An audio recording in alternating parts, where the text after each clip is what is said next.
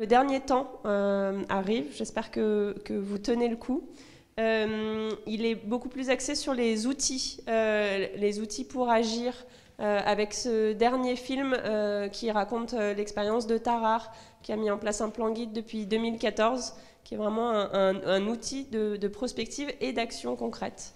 Je vous propose de lancer le film.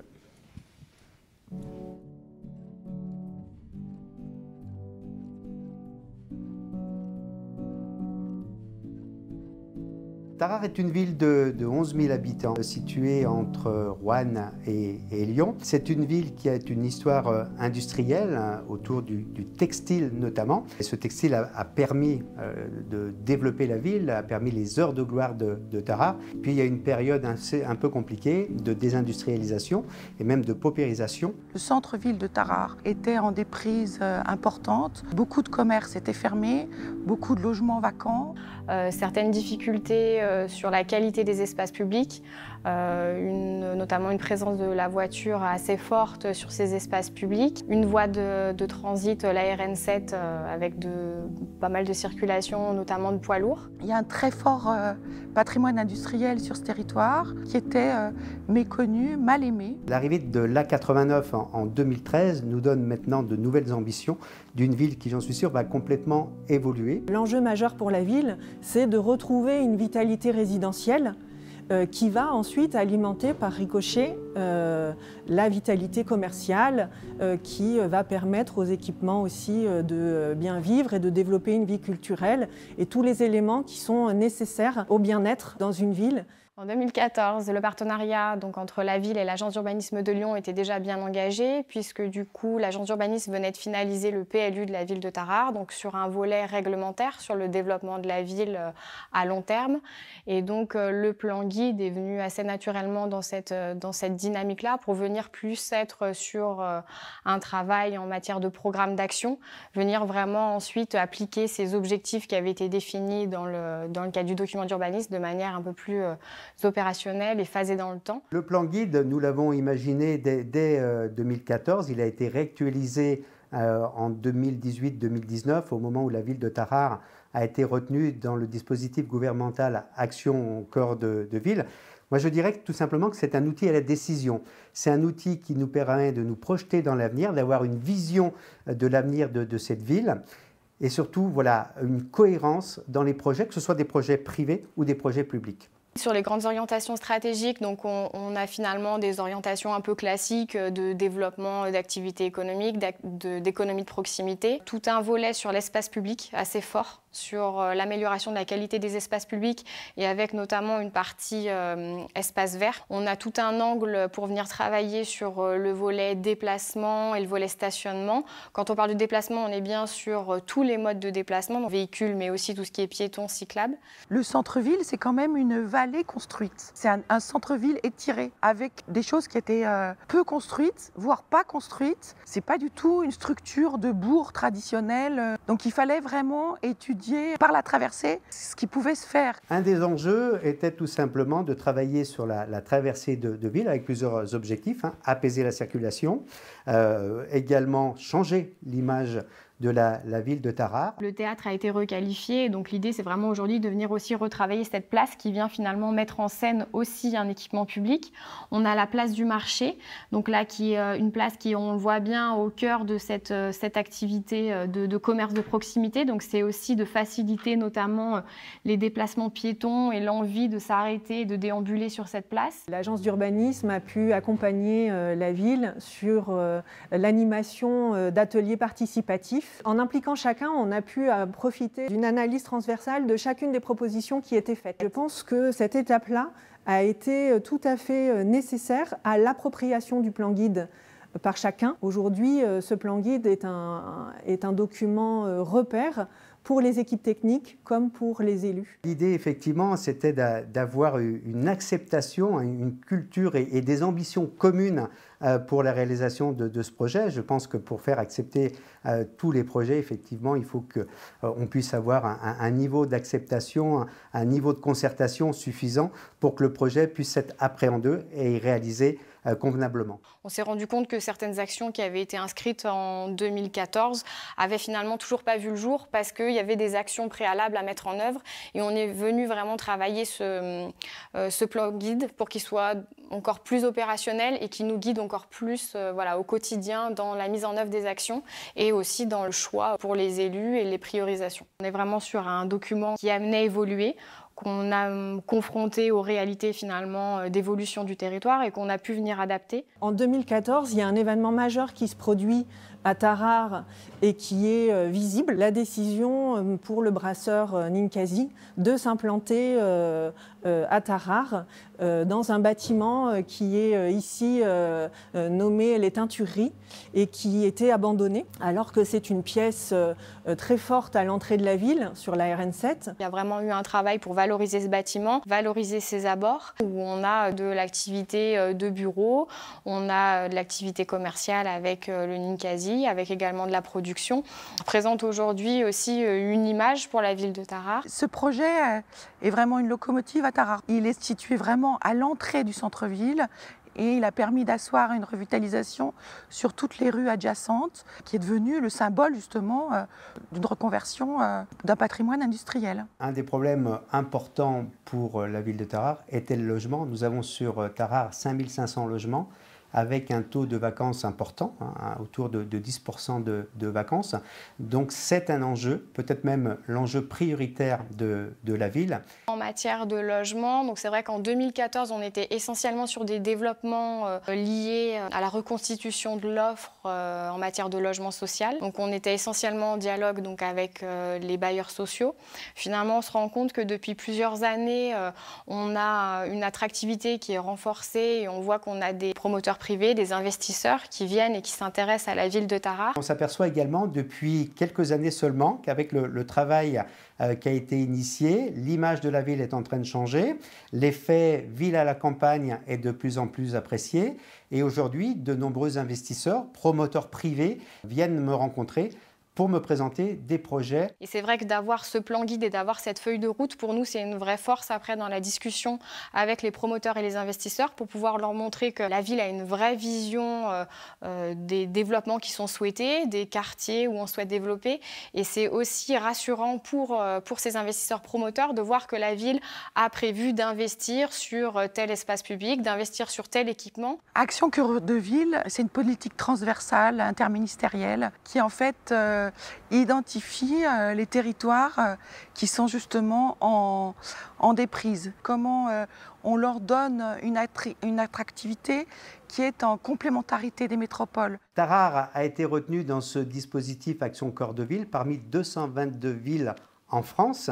C'est une des plus petites villes retenues dans ce cadre-là. Et il est vrai que le travail qui avait été réalisé en amont avec ce plan guide, avec le travail partenarial avec l'agence d'urbanisme, nous a beaucoup facilité les choses, notamment au niveau des diagnostics. Action Cœur de Ville demande à ce que les projets soient pratiquement matures pour pouvoir être opérationnel. Je pense que chaque territoire doit mener les expertises à son niveau en fonction de ses réalités. Pour moi, c'est une évidence.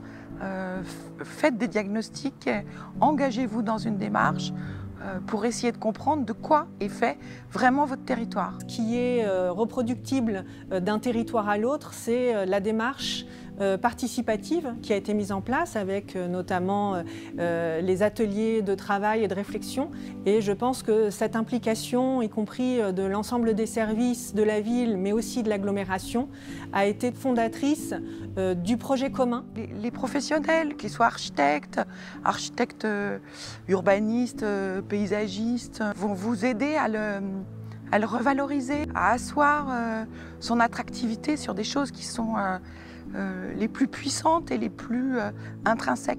Je crois qu'il est absolument nécessaire, même primordial, de pouvoir pour tout projet s'entourer des compétences. Alors, on peut parfois estimer que c'est du temps long, c'est des réunions, c'est beaucoup de travail et beaucoup de concertation. Mais je crois qu'au final, c'est peut-être même un accélérateur pour faire réaliser les projets, pour faire aboutir dans les meilleures conditions, en tout cas, l'ensemble de vos projets.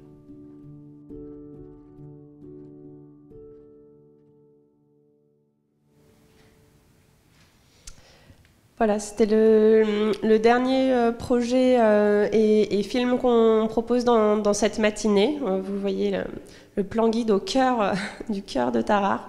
À travers en tout cas les 3 films qu'on a produits pour cette journée, Amet, Dommartin et Tarare, l'idée c'était bien d'illustrer tous les acteurs qui étaient auprès des élus, c'est-à-dire d'écouter les témoignages des élus, raconter leurs projets, et puis aussi voir les personnes de la DDT, du CAE, du service de l'UDAP des bâtiments de France, l'agence d'urbanisme aussi qui a été très présente et qui a mené ce projet de plan guide à Tarare.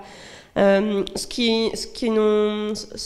qu'on trouvait très intéressant dans ce projet et c'est pourquoi on voulait le mettre pour cette dernière partie des clés pour agir, c'est qu'on voit bien que la ville de Tarare s'est dotée d'un outil dans lequel elle reste très libre. Elle est associée à son PLU en totale cohérence. Et en même temps, ils ont mis en place une programmation opérationnelle et ils peuvent décliner l'ensemble de leurs projets de manière très concrète, très ciblée et formuler les demandes aux équipes de maîtrise d'œuvre, que ce soit pour les espaces publics ou les équipements, formuler au mieux leurs demandes aux équipes. Et pour finir sur cette vision globale et cette prospective, cette vision sur le long terme, sur plusieurs années, et au travers des mandats qu'a pu mener Tarare, Patrick, tu voulais revenir un petit peu aux fondamentaux du déroulé du projet que peuvent mener les élus. Oui, merci. Simplement, on voit au travers des 3 films l'importance du plan guide, qui est une sorte de tableau de bord qui joue un rôle important, qui met en avant les éléments de la planification du PLU qui sont issus du diagnostic et de la participation citoyenne. Sans participation citoyenne, on n'a pas de diagnostic partagé possible. Donc, issu des éléments du PLU qui relèvent, on va dire, des marges de manœuvre de la collectivité publique. Laquelle collectivité publique va pouvoir partager avec un certain nombre de partenaires, les bureaux d'études, bien évidemment, on le verra tout de suite après, mais aussi des promoteurs, des opérationnels, et la possibilité d'entamer logiquement, de passer à l'opérationnel. Donc on a une chaîne de procédures qui appartiennent plus logiquement, largement, à un processus qu'on a appelé démarche. Moi, j'ai bien aimé, dans le dernier film, l'idée que, quoi qu'on fasse, quoi qu'on dise, on est face, finalement, à des procédures qui méritent d'être chaînées entre elles. Si elles ne le sont pas, s'il n'y a pas d'intelligence collective, il y a un risque que chaque procédure, comme tu le disais tout à l'heure, Jean-Yves, soit rangée dans des armoires parce qu'elles sont plus fastidieuses qu'autre chose.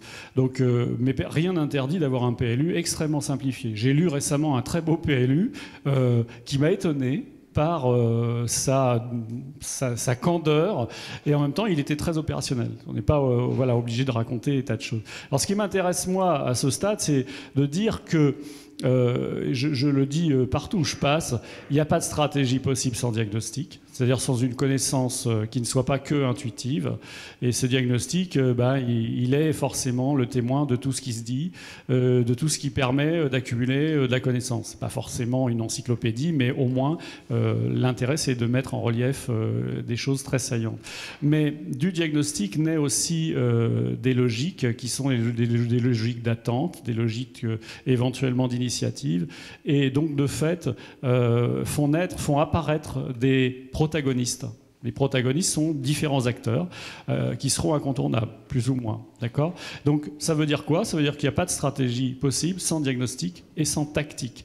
C'est-à-dire la tactique, elle vérifie avec les protagonistes le champ des possibles, les marges de manœuvre. Est-ce qu'on peut ou est-ce qu'on ne peut pas ?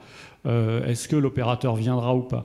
Alors moi, j'ai été formé à la programmation générative. Il y a eu des chercheurs qui ont beaucoup travaillé dans les années 70 sur ces questions-là et qui ont bien montré qu'un projet ne sortait que si on s'appuyait sur l'ensemble des parties intéressées, et que tant qu'on n'a pas la garantie que les gens adoptent les règles du jeu, il y a toujours des effets bloquants, avec notamment les recours, mais pas seulement. Et la nécessité, bien évidemment, d'avoir une évaluation tout le temps, c'est la jauge que je surveille, sur le diagnostic, la manière dont il évolue, sinon on ne fait pas. Alors, quel est l'intérêt de la programmation ? D'abord, je dirais simplement que la programmation, pendant très longtemps, dans la tête des gens, c'était la lettre qui vient avant. Le plus ancien programme, c'est une abbaye dessinée, c'est l'abbaye de Saint-Gall, c'est le plan de l'abbaye de Saint-Gall. Bon, effectivement, quand on le regarde, on est impressionné de voir que un programme explique à lui-même la vie des moines. Bon, le programme, pendant très longtemps, il a fabriqué du contenu et un champ de performance lié au contenu. Aujourd'hui, c'est pas suffisant. C'est-à-dire qu'on peut rêver, mais quelquefois, on n'a pas les moyens de ses rêves. D'accord ? Donc, pour produire un projet urbain, un projet d'espace public, voire un projet d'équipement, il y a nécessairement besoin de vérifier un certain nombre de champs de faisabilité, de processus. Est-ce qu'on a ou pas les services avec nous ? Si on n'a pas de services, comment on fait ? Alors, on fait une chose qui est très importante, c'est que le droit ne permet pas de mélanger, on va dire, ce qui relève de la maîtrise d'ouvrage, de la décision. Je prends une décision, c'est moi qui décide, de ce qui relève de la conception de la maîtrise d'œuvre. C'est pas l'architecte qui dit ce que vous devez faire. Donc il y a un principe en droit qui dit qu'il faut séparer ce qui relève du programme de ce qui relève de la conception et des responsabilités du concepteur. Donc, si vous n'avez pas les services, vous n'avez pas les moyens en votre sein, mais vous allez chercher une assistance à maîtrise d'ouvrage, laquelle assistance à maîtrise d'ouvrage a un contrat qui est lié, c'est-à-dire qu'elle ne peut que être dans une situation presque d'obéissance. Il n'y a pas, c'est votre assistant, il est là pour vous aider à reformuler des choses, il est là pour vous aider à prendre des décisions, mais il n'est pas là pour dire ce qui doit être fait. Ce qui ne veut pas dire pour autant que les architectes doivent faire ce qu'ils veulent. C'est pas ce que j'ai voulu dire, d'accord ? Mais ils vont essentiellement dans le cas d'un contrat qui réunit les bonnes compétences, et ça c'est important, travailler sur notamment le premier acte sera la participation. C'est-à-dire qu'il ne faut pas hésiter à laisser dans un même contrat, dans lequel il y a toutes les compétences, le maximum de missions qui permettent de prendre la décision. Ce n'est pas la peine de faire des micro-commandes. Il faut faire en sorte que l'ingénierie de la MO, elle ait tout de suite, dès le bon de commande, cette commande de participation citoyenne qui vous permet, vous, en tant qu'élu, d'être à distance et donc de libérer la parole. Ça, c'est pour moi l'essentiel. Donc le rôle de la MO qui vient très tôt ne fera pas que de la programmation au sens strict, mais bien va vous aider à repérer tous les points bloquants et à contrario, tous les points qui peuvent accélérer les choses. D'accord ? Notamment tout le champ des possibles, dont des gens qui vont dire moi, d'ici 3 ans, j'ai l'intention de vendre ça. Voilà. Donc c'est un système d'information qui conduit à fluidifier le processus. Et il ne faut pas se gêner pour garder l'AMO le plus longtemps possible, d'autant que certaines opérations qui vont émerger dans le plan guide ne seront pas en maîtrise d'ouvrage de la collectivité. D'accord ? Donc elles seront confiées à des tiers, personnes privées, promoteurs, voire des aménageurs. Donc on a besoin de cet AMO qui est en situation de pouvoir répondre à toutes les questions piégeantes de l'aménageur ou des choses trappes, simplement, et de pouvoir donc tenir la stratégie. Il y a un enjeu de continuité, c'est clair. La maîtrise d'œuvre arrivera. Alors, vous la commanderez ou pas, selon que la maîtrise d'œuvre relève d'une réponse de commande privée ou d'un promoteur ou d'un aménageur, mais si vous l'avez, elle est là pour vous apporter des réponses techniques, elle est là pour répondre strictement par un projet spatial qui prend en charge l'ensemble des exigences du programme et pas autre chose. C'est-à-dire qu'il y a une discussion qui est pour moi essentielle et qui d'ailleurs fait la richesse de la conception, c'est qu'elle va trouver tous les moyens possibles pour répondre aux exigences de la programmation et s'adapter au contexte, au site. D'accord ? Donc ce qui fait que les missions qui sont prévues par la loi peuvent tout à fait se caler sur les modalités d'association des personnes concernées directement. D'accord ? Donc là, il y a vraiment une nécessité de bien séparer ces deux ingénieries. Et pourquoi bien les séparer ? Parce que si en plus le maire n'a pas une très grande connaissance de tout ce vocabulaire, tous les jeux, parce que c'est pas simple de faire du projet urbain, eh bien qu'il soit question d'aménager ou de construire, on verra, il y a un enjeu à s'assurer ce qu'on appelle l'itération. Bon, voilà, c'est un aller-retour entre les exigences du programme et le projet. C'est-à-dire qu'à un moment donné, la maîtrise d'œuvre peut dire oui, mais on ne peut pas le faire. Bon, voilà, donc il va y avoir un jeu d'aller-retour qui est toujours, où la collectivité, maître d'ouvrage, est toujours souveraine. D'accord ? Donc il y a un enjeu de continuité, de progressivité, il y a des aléas qui vont nous amener forcément à réfléchir. Et c'est valable aussi dans le champ de la construction d'un équipement, pour lequel j'insiste beaucoup. Dans les deux cas d'ailleurs, l'enjeu du processus, c'est quand même, on va dire, une réflexion sur l'opportunité, sur la pertinence de faire. Je fais là, je fais pas, je fais du neuf, je réhabilite ou pas une ancienne chapelle qui peut devenir la bibliothèque. Enfin, donc toute une réflexion autour de l'opportunité de faire et toute une réflexion autour de ce que j'appelle le coût global. Entendez, le coût global, c'est est-ce que moi, en tant que collectivité publique qui ne vit qu'avec l'impôt, je suis en situation de répondre durablement à l'émergence d'un nouveau programme. D'accord ? Et donc là, vous voyez ce premier cercle qui montre bien ce qu'est le poids sur une cinquantaine d'années du fonctionnement. Le fonctionnement, souvent, une salle polyvalente, ça va générer un emploi. Ça peut générer un emploi, pas toujours, mais voilà, c'est-à-dire qu'il faut quand même y penser dans le budget de fonctionnement, de l'entretien et aussi de l'exploitation-maintenance. Et ce coût-là, il n'est pas neutre. Donc forcément, il y a une manière d'agir dessus qui peut être directement sur l'investissement, qui est forcément sur l'investissement, et le temps de la conception. Alors, ce qui m'amène à vous montrer un deuxième cercle, qui lui est plus petit, qui montre bien que globalement, sur une durée assez longue de la vie d'un équipement, donc qui dépasse bien évidemment les préoccupations d'un seul mandat, on peut réduire ce coût global au profit de la maintenance et du fonctionnement, parce qu'on surenchérit un petit peu l'investissement, mais surtout on donne de la valeur aux études, au temps de réflexion. Le temps de réflexion est important, il faut se donner le temps. Voilà. Donc cette itération programme-projet, elle est à mon sens, très importante. Vous aurez un module consacré à la question du droit de la commande publique. Il faudra y être attentif parce que mes collègues de la mission interministérielle, puisque je n'y suis plus depuis 6 mois, vont mettre en avant des procédures qui sont de nature à... des procédures qu'on a voulu parce qu'on s'est battu pour en trouver, en définir des très simples, des très faciles, des très... Voilà. Et il y a notamment au moins une procédure, j'en parlerai pas ici, qui est de nature à vous aider, comme il y a aujourd'hui un outil qui s'appelle l'accord 4, qui vous permet de garder dans un contrat l'équipe qui vous a fait le PLU pour vous aider à gérer le plan guide et vous accompagner pendant la durée du mandat sur toutes les opérations qui vont suivre en conseil. Voilà. Alors, effectivement, Jean-Yves va maintenant nous parler de cette mission des formes urbaines de Rennes Métropole, qui est aussi une occasion de montrer comment la collectivité, qui n'est pas toujours maître d'ouvrage, peut être en situation de faire émerger un certain nombre de formes qui répondent à la diversité des questions. Mais des formes, moi j'insiste beaucoup, les lois sont les lois, on doit bien sûr s'y plier, mais faire en sorte, partout où l'on est, faire en sorte qu'il y ait des projets qui s'appliquent à respecter la singularité des territoires. C'est pour moi essentiel. Il ne s'agit pas de faire un écoquartier à Marseille comme à Dunkerque. Merci.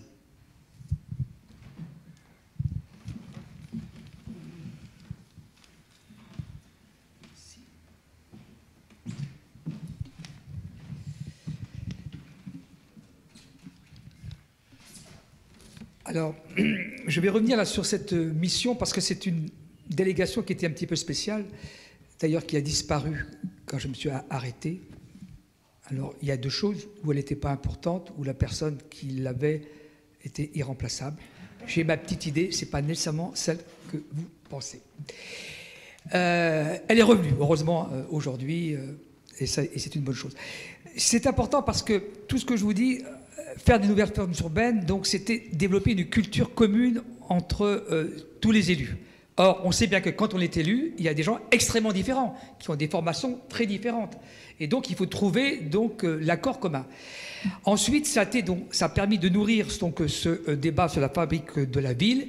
Et puis, ça a été accompagné. Donc, cette mission-là, cette délégation, cette vice-présidence, alors elle était intéressante parce que je n'avais pas un pet de pouvoir. Quand j'étais adjoint à l'urbanisme de la ville de Rennes, surtout à Rennes, je vous disais, on contrôlait tout. Donc là, je n'avais plus rien. Donc, j'ai travaillé avec les maires et c'est ma compétence dans l'urbanisme qui les a intéressés et qu'on a mis en place. Mais il fallait faire cet effort-là de dire, je suis à votre disposition. Voilà. Alors, qu'est-ce qu'on avait? On a d'abord organisé beaucoup de conférences, 43 conférences en 14 ans. Alors, pourquoi c'est important? Parce que tout ce qu'on raconte sur l'évolution de la société, donc faire venir des gens, donc Alain Ehrenberg, qui est un sociologue sur la fatigue de soi, sur le culte de la performance, tout ça. Gilles Lipovitsky sur la consommation émotionnelle. Alors, toujours des conférenciers qui savent parler français. Ça veut quoi dire? Que tout le monde peut comprendre. Ça, c'était un point pour moi fondamental. Je ne voulais pas un intervenant qui parle avec des mots que les gens ne comprennent pas. Ça, c'était fondamental. J'ai fait dire Jean Viard, donc Pascal Pic sur le paléanthropologue, sur l'homo sapiens, tout ça. Donc, vraiment des choses. Et puis, des urbanistes connus, des gens qui ont fait des choses intéressantes, des paysagistes, bon, Chemetov, Alfred Peter, enfin, des quantités de gens. Michel Corajou, qui a dit cette phrase très belle que j'ai mise dans mon diaporama, que je n'ai pas redit, mais qui est fondamentale. L'urbanisme, c'est comme une conversation qui a commencé avant vous et qui continuera après. Donc, comment est-ce qu'on insère ça? Et donc, tout ça, si vous voulez, ça donnait une culture commune. Moi, j'avais tous ces réseaux-là, et je pense que dans une démocratie, il faut, quand on a des réseaux, les mettre à disposition de tout le monde. La deuxième chose, donc, c'est toutes ces conférences ont été donc écrites dans des livres de l'Institut de la Ville, mais elles sont aussi, on peut les réécouter sur le site. Ensuite, on a organisé des colloques. Là aussi, c'est très important. Des colloques où j'ai fait venir, par exemple, sur Envie d'habiter, j'ai vu avec les services, on a repéré des opérations intéressantes, qu'on considérait comme intéressantes. Et quand j'ai proposé ce colloque, j'ai réuni tout le service, donc de l'assistante au directeur, en disant, vous avez tous en tête des opérations qui vous plaisent, on va mettre ça dans une boîte, puis on va piocher. Ce n'était pas uniquement l'élu qui allait proposer, ce n'est pas uniquement le directeur qui allait proposer, c'est tous ceux qui s'intéressaient à la ville. Et on a fait venir le maire, l'urbaniste, le promoteur.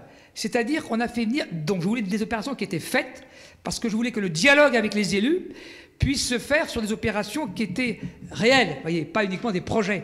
Et c'était passionnant, parce que toutes les questions, à ce moment-là, ressortaient, et on faisait venir en même temps des conférenciers. Donc on a fait ces colloques-là. Ensuite, j'ai lancé donc les fameux 10 maires, 10 projets, c'est-à-dire que c'était la première des choses que j'ai faites. Et tout à l'heure, les photos que je vous ai montrées précédemment, c'était ça. C'est de dire aux maires qui souhaitaient faire donc de l'innovation, eh bien, la mission que j'avais, ma délégation, les services donc, mettaient à disposition des maires, donc pour choisir un urbaniste, pour choisir l'aménageur, tout ça, etc., de participer, si vous voulez, à la démarche. Et puis, on a aussi lancé une démarche BBC, parce que faire des bâtiments à énergie positive... Il y a des gens très bien qui ont des maisons à énergie positive, mais qui sont très riches. Et moi, ce que je voulais, c'est que les gens modestes aient ces maisons à énergie positive, puisqu'ils sont modestes, autant qu'ils payent le moins possible de charges, vous voyez. Et puis, on a fait aussi beaucoup de voyages d'études, et ça, c'était très important. Alors, on est allé de Londres à Lausanne, mais en passant par Bordeaux, en passant dans des villes moyennes, à Pau, etc. Et c'est important aussi de voyager, parce que quand on voyage, il faut toujours passer une soirée ensemble, il y a plein de choses qui se disent entre les élus. Comme ça. Malheureusement, ces voyages sont plus difficiles à faire aujourd'hui parce qu'on ne veut pas dépenser de sous. Et c'est une erreur, il faut voyager. Moi, en tant qu'élu à l'urbanisme, j'ai fait énormément de voyages avec l'Institut français d'architecture et je me suis cultivé là-dessus. On a reçu 88 délégations, donc Madame la Présidente, pour la 89e, ça sera vous. Et ça, c'est important aussi, parce que pourquoi? C'est pas uniquement pour montrer ce qu'on fait, c'est pour voir comment les gens réagissent, comment les délégations réagissent. Et ils nous apprennent plein de choses en disant, mais pourquoi vous avez fait ça? Qu'est-ce qui se passe? Tout ça, etc. Et puis, on a fait donc des fiches d'opérations communales pour que tous les élus puissent savoir ça. Et puis, j'ai organisé donc des promenades urbaines, parce que très souvent dans les villes, on visite toujours le centre historique. Hein. À l'office de tourisme, vous visitez le centre historique. Et donc, moi, ce que je voulais, c'est qu'on visite les opérations qui se faisaient à côté du centre historique. Et donc, on a fait donc ces guides promenades qui peuvent se mettre dans la poche très facilement. Et ça, c'était un point important, si vous voulez, dans la démarche de donner quelque chose qui soit vraiment actif. Alors, tout ça, ça a été possible quand même parce qu'on a spatialisé le PLH. C'est-à-dire, le président Edmond Hervé, maire de Rennes, a dit, le PLH, il est voté, mais il n'est pas appliqué. Donc, maintenant, chaque maire va s'engager sur une partie donc, du PLH à faire dans sa commune. en fonction de l'importance des communes. Alors maintenant, on a affiné tout ça. Mais sur les communes qui sont proches de la ville-centre font plus de logements que les autres, etc. Et on a adapté ça, toujours dans l'idée de respecter le territoire, comme me disait Patrick, la singularité du territoire et cette double citoyenneté communale et intercommunale. Et tous les maires ont accepté. Il y en a un qui avait refusé. Et alors la presse m'avait interrogé. J'ai dit, il expliquera à ses concitoyens qu'il a refusé l'argent de la métropole. Un an après, il est rentré dans le jeu. Il faut être un petit peu, quelquefois, un petit peu méchant, mais pas trop. Juste faire sentir que quand même... Bon.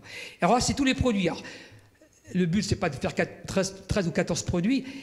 Ce que je veux montrer, c'est qu'il n'y a pas que le locatif social et l'accession libre. Il y a aujourd'hui, on imagine beaucoup de produits différenciés, et entre autres, des produits qui sont organisés pour permettre, entre autres aux couches moyennes, de pouvoir acheter. C'est-à-dire qu'on fixe avec les promoteurs le foncier et le prix de vente, pour permettre donc à des gens qui gagnent entre 1 500 € et 2 500 €, 3 000 € de pouvoir acheter.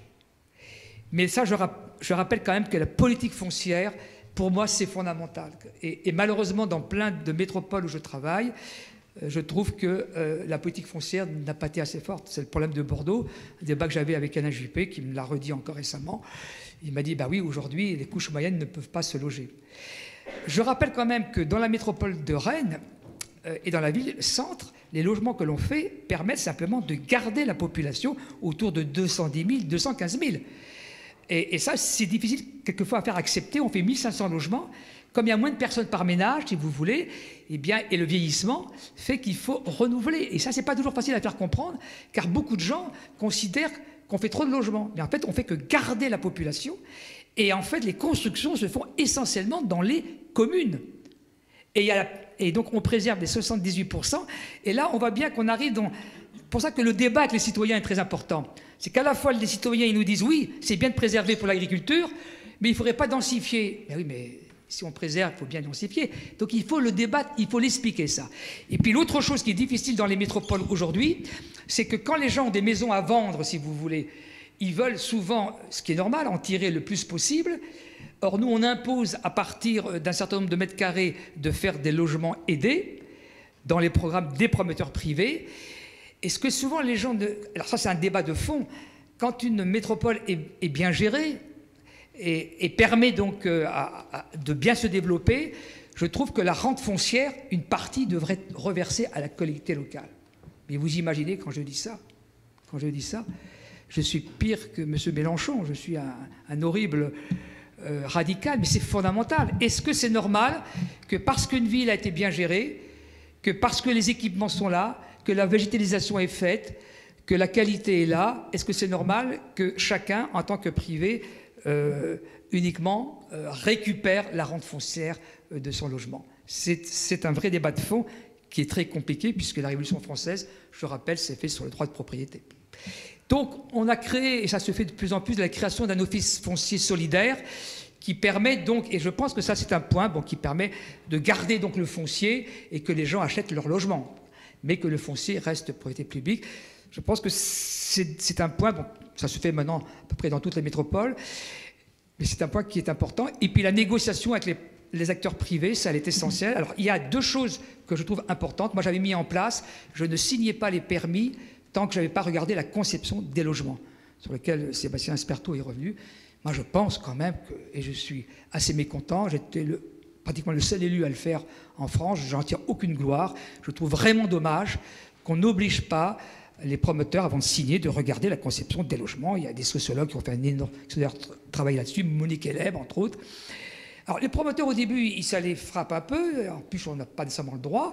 J'ai dit, mais le jour où vous vendez vos logements, quand les gens ont des problèmes, ils reviennent voir l'élu. Ils ne viennent pas voir le promoteur. Donc, regardez la conception des logements pour que les gens aient des logements décents. Surtout maintenant, avec le télétravail, il y a peut-être des pièces qui sont à rajouter.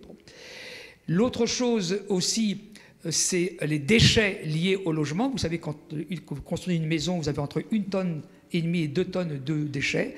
Il faudrait là obliger aussi les gens à signer des contrats avec des entreprises qui récupèrent ces déchets et qui les retraitent.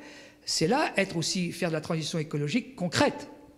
Et ça, ce sont des points que l'on peut très bien imposer aujourd'hui et qui seront compris. Dernier point, pour moi, c'est important, le travail avec les services. Moi, j'ai travaillé avec un maire qui n'avait pas de cabinet, il avait un secrétariat. Je pense profondément que les cabinets ne servent à rien. Il faut travailler avec les services en direct. Moi, j'ai travaillé avec des directeurs de services. Ils participent aussi à la stratégie, dans leur rôle, certes. On a nos rôles, mais la stratégie, elle se fait aussi avec les services. Et puis, les projets de territoire doivent se faire aussi avec un récit de la ville, un récit du territoire pour que les gens se sentent partie prenante. Et c'est pour ça que je disais, quand on lance une opération urbaine, il est important donc de faire un choix et d'avoir une maîtrise d'ouvrage urbaine forte et d'avoir de l'assistance, comme l'a dit Patrick, quand c'est nécessaire. Mais il faut que parallèlement à ça, il y ait tout un dialogue avec les citoyens pour qu'ils parlent, pas de l'opération urbaine, mais de la manière d'habiter. Et après, tous les propos des citoyens, et après avoir fait le choix d'une équipe compétente, eh bien, c'est de mélanger tout ça pour que le maître d'œuvre urbain puisse tenir compte de tout cet apport-là et que le maître d'ouvrage, qui sont les élus, puisse tenir cet ensemble-là. C'est des choses qui sont assez simples à faire et je pense que ça permet de faire des projets de territoire qui ne soient pas trop technocratiques et qui tiennent compte de ce côté profondément humain.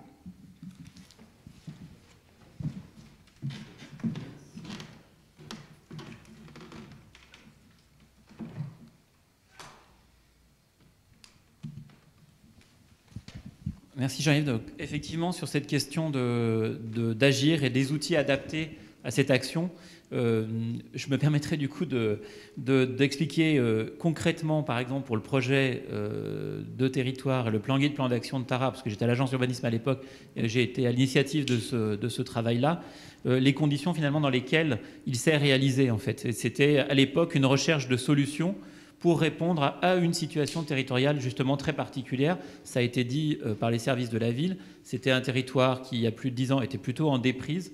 Et donc, il y avait cette difficulté à dépasser un document de planification qui était le PLU, qui peut être un document parfait, exceptionnel, mais qui ne donne pas du coup d'action dans le territoire ou de dynamique ou de vision. Et du coup, l'idée de pouvoir construire un récit sur le territoire pour que des élus, des services puissent raconter ce récit et expliquer à des potentiels opérateurs leur capacité à se projeter finalement, et puis après savoir derrière tout de suite se dire comment on mobilise finalement l'argent que l'on a, qui est disponible, ou les acteurs que l'on a qui sont disponibles. Et à l'époque, il n'y en avait pas énormément en fait dans cet espace-là. Et avec cette idée par exemple de hiérarchiser l'action, c'est-à-dire d'avoir des lieux qui sont des lieux effets leviers qui feront qu'à un moment donné, un certain nombre de politiques publiques pourront être mises en place et commencer finalement à transformer une partie du territoire. Donc voilà de quoi était parti ce travail-là. Et d'ailleurs, en théorie, normalement, ces approches sous forme de projets de territoire, de plan guide, plan d'action, plan programme, les projets de territoire, moi je défends toujours le principe qu'ils ont intérêt à arriver avant la planification. Pourquoi ? Parce qu'il y a un espace qui s'ouvre pour vous, élus, qui est extrêmement important, c'est justement la capacité de vous donner de la liberté à ce moment-là, puisque quand vous travaillez sur ce genre de document, vous n'avez pas d'objectif réglementaire ou administratif. C'est le document que vous vous appropriez vous et sur lequel vous appliquez votre propre gouvernance. Et vous construisez autour de ce document tout le système d'accompagnement qui va avec. Donc pour moi, c'est un important espace de liberté pour travailler sur vos territoires. Donc pour moi, l'avantage principal de l'approche d'un projet de territoire, c'est bien celle-ci, au service après d'un destin commun. Ce qui est très important, ça a été dit, c'est aussi de ne pas négliger la connaissance en fait des choses, la connaissance des territoires. Et là, dans ce cadre-là, il y a plein de façons d'aborder cette question de prendre connaissance d'un territoire et de le découvrir. Au CIE, on travaille sur des lignes éditoriales qui donnent une connaissance très importante, très longue des territoires, à travers les carnets de territoire. On produit des chartes de qualité aussi, de cadre de vie qui permettent d'accompagner les transformations. Et puis, il y a des choses parfois très simples à faire qui s'appellent aussi des portraits de territoire et qui permettent en peu de temps de déterminer des bases communes sur lesquelles travailler.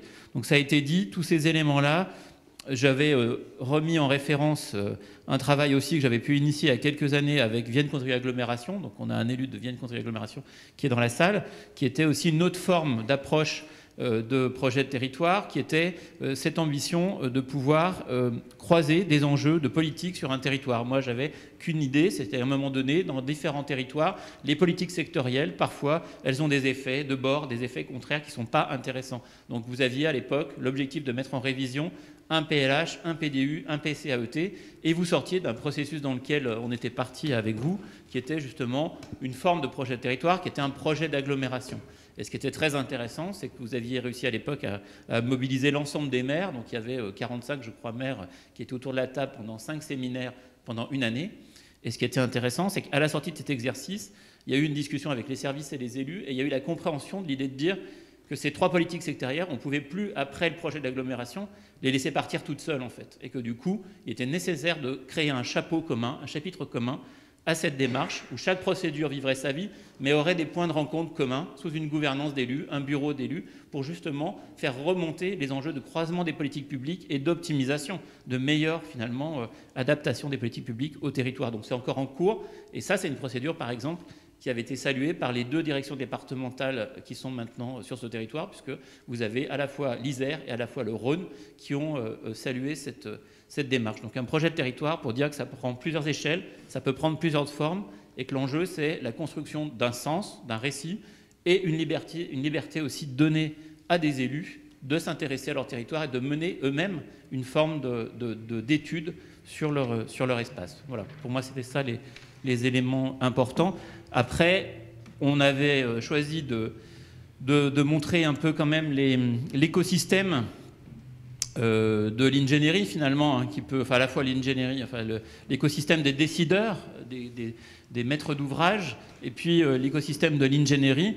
Donc vous avez effectivement aujourd'hui beaucoup d'acteurs hein, qui sont autour de ces questions d'aménagement du territoire ou de la chaîne globale de l'aménagement du territoire.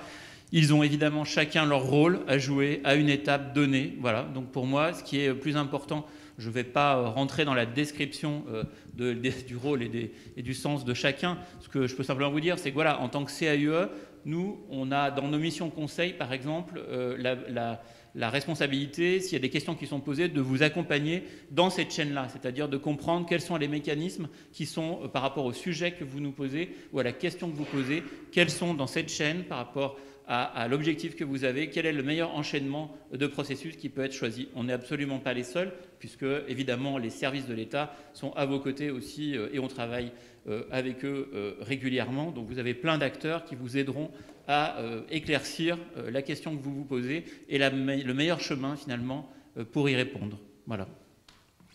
On arrive à la fin, presque. On arrive presque au terme de la journée. On a encore pas mal de monde avec nous. Je vais peut-être faire remonter une question qui avait été... que je vais avoir ici. Une question côté Champagne au Mont d'Or. Quels sont vos conseils pour qu'une petite ville de moins de 6000 habitants bâtisse son plan guide stratégique puis opérationnel en associant élus et habitants dans l'idée d'une intelligence collective, dans une perspective de co-construction réaliste à court et moyen terme? Alors, une commune comme Champagne-au-Mont d'Or, elle appartient à un système de gouvernance et de compétences qui est celui de la métropole de Lyon. Donc c'est un exercice, par exemple, qui touche directement à la répartition des compétences. Donc ça veut dire que cet exercice-là, il est forcément mené en corrélation et en accompagnement avec la métropole de Lyon. Voilà. Après, c'est 2 choses, c'est la question des compétences et de la responsabilité ensuite sur les questions d'aménagement du territoire. Et l'autre point, après, ce qui est posé, c'est sur les modalités. Et là, sur les modalités, par rapport à la question qui est posée, à mon avis, il y a toute liberté, justement par rapport à ce qu'on vient de dire avant, pour construire en dehors de systèmes réglementaires qui font qu'on a un point de départ, une délibération, etc., un objectif et une consultation et des dates de marché, etc. Là, c'est justement se lancer dans cette vision de territoire transversale croisée. Ça permet d'avoir la liberté de savoir comment on l'organise et comment on travaille. Donc d'y associer après qui l'on veut, de la société civile, d'acteurs économiques ou privés, etc. Voilà ce que je peux dire sur cette question. Ok. Il est 12h40. Ce qu'on propose, c'est de donner la parole pour... Alors déjà, je vais revenir un petit peu sur le dessin de Marie-Lise, pardon. qui conclut un peu les étapes clés et les différents outils qui rentreront dans la boîte à outils à votre destination. Beaucoup de ces sujets seront abordés lors du cycle de webinaires. On a parlé de la programmation, donc Nathalie, je vais avancer un tout petit peu sur le PowerPoint pour vous les représenter.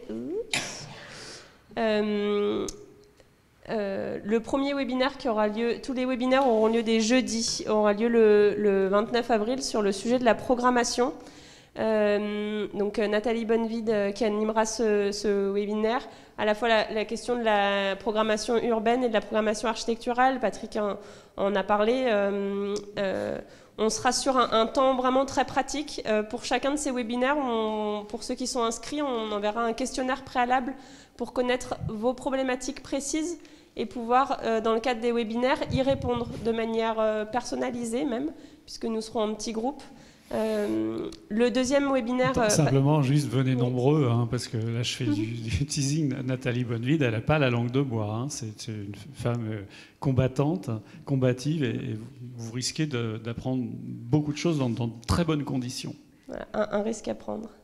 Le deuxième webinaire qui aura lieu le 6 mai sera avec deux personnes qui travaillent aujourd'hui à la MIC, à la Mission interministérielle pour la qualité des constructions publiques, dont Patrick a été secrétaire général. On abordera là la question justement des procédures et des marchés et de comment savoir en fonction de vos problématiques précises quelles sont les procédures et les marchés publics que vous pouvez enclencher, que ce soit le concours, l'accord cadre, le plan guide, etc., avec à chaque fois des réponses à vos questions précises. Le troisième webinaire passé à l'opérationnel le 20 mai avec Sybille Thirion abordera le sujet des outils de la maîtrise foncière et de l'aménagement.